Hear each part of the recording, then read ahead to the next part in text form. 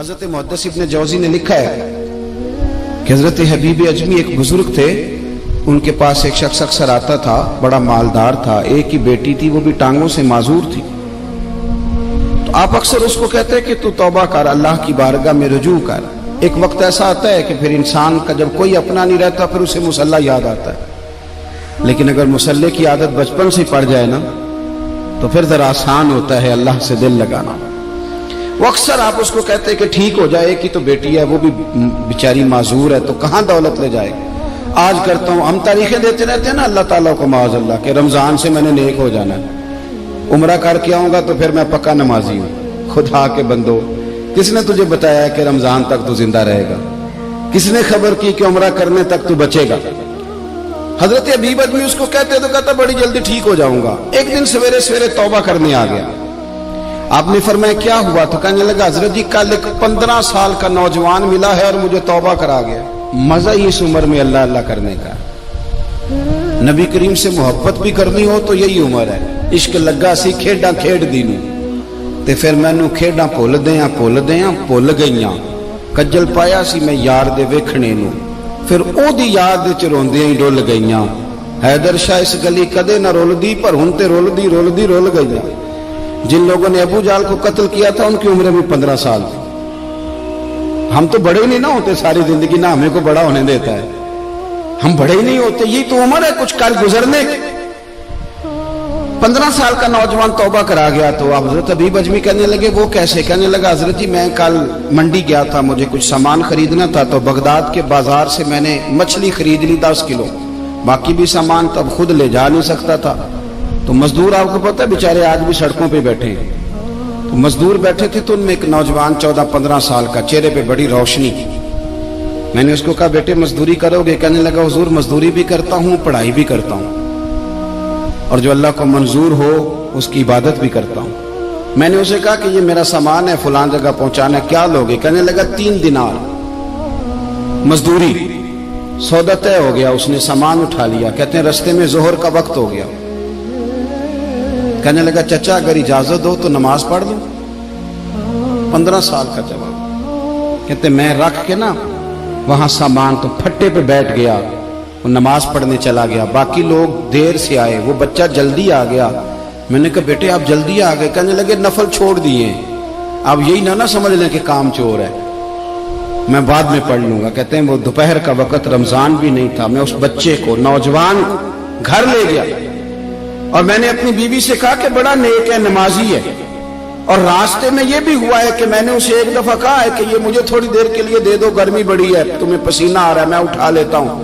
کہنے لگا نہیں چچا میں رزق حلال کھاتا ہوں، اگر آپ اٹھائیں گے تو میں 3 دینار مزدوری پوری نہیں لوں گا، پھر پیسے کم کروں گا، میں نے طے کیا ہے کہ اٹھاؤں گا۔ تو کہتے ہیں میں نے اپنی بیوی کو بتایا تو بڑی متاثر ہوئی، کہنے لگی دوپہر کا کھانا پک گیا، اسے کو روٹی کھا لے، رمضان بھی نہیں تھا۔ کہتے میں باہر نکلا، اس کو 3 دینار تھمائے، تو میں نے کہا بیٹے ایک بات میری مانو گے؟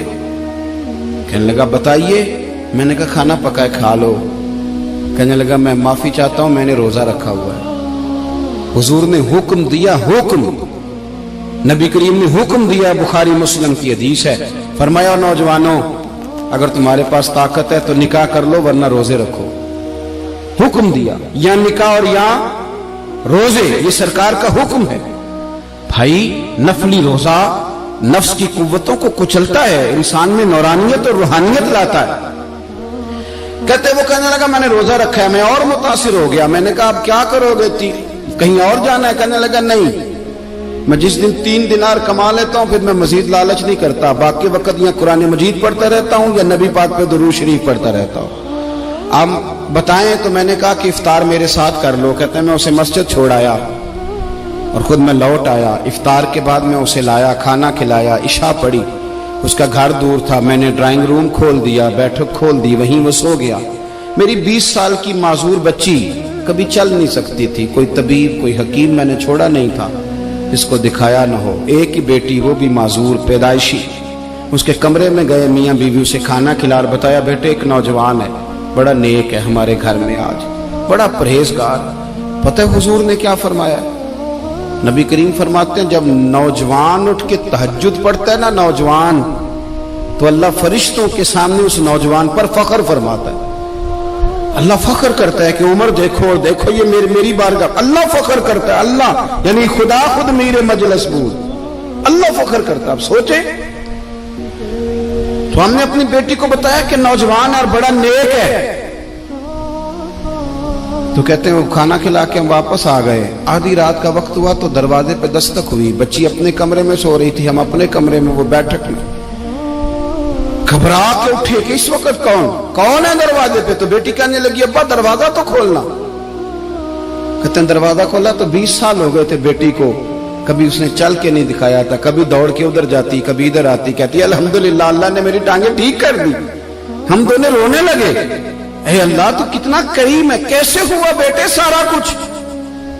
بیٹی کہنے لگی ابا آپ نے کہا تھا نا کہ نیک نوجوان آیا ہے, تو میرے دل میں خیال آیا اللہ اگر واقعی نیک ہے تو اس کے صدقے مجھے شفا ہی دے دے.